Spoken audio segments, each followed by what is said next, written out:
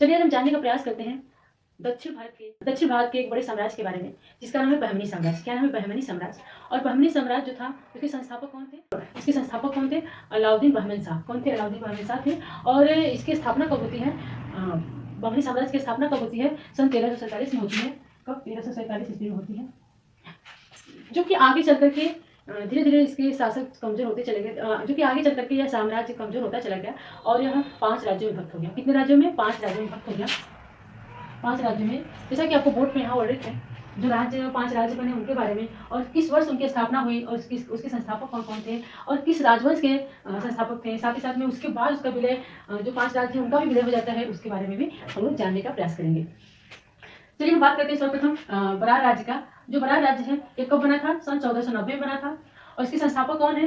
फतेह-उल्लाह इमाद शाह। कौन है? फतेह-उल्लाह इमाद शाह। और किस राजवंश के थे? इमाद शाही राजवंश के थे। और आगे चल करके 1574 ईस्वी को अहमदनगर में इस बरार राज्य को मिला लिया जाता है। किसको मिलाया जाता है? बरार राज्य को। और किसके द्वारा? अहमदनगर के बारे में मिला लिया जाता है।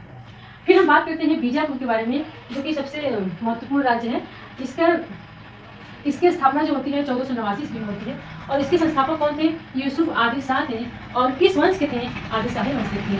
और बात करते हैं इसका विलय कहाँ होता है और किसके द्वारा होता है? इसका विलय होता है मुगल साम्राज्य में। किसके द्वारा होता है? औरंगजेब के द्वारा होता है। और कब होता है? 1686 में होता है। बात करते हैं अहमदनगर का। अब हम बात करते हैं अहमदनगर का। अहमदनगर की स्थापना कब होती है? 1490 में होती है, जैसे कि आपको बरात भी 1490 में हुआ था। और इसके संस्थापक कौन थे? मलिक अहमद थे। और किस राजवंश के थे? तो निजाम शाही राजवंश के थे। और इनका भी आगे विलय हो जाता है। कहाँ विलय होता है? इनका भी मुगल साम्राज्य में विलय हो जाता है। और इसके विलयकर्ता कौन है? शाहजहां है। उसके बाद हम बात करते हैं गोलकुंडा को।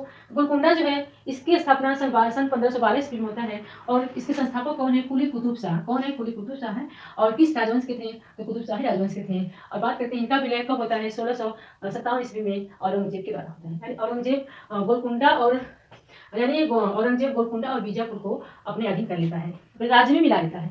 अब बात है बीदर की। बीदर जो है, इसकी स्थापना होती है 1526 में। और किसके द्वारा होती है? अमीर अली बरीद के द्वारा।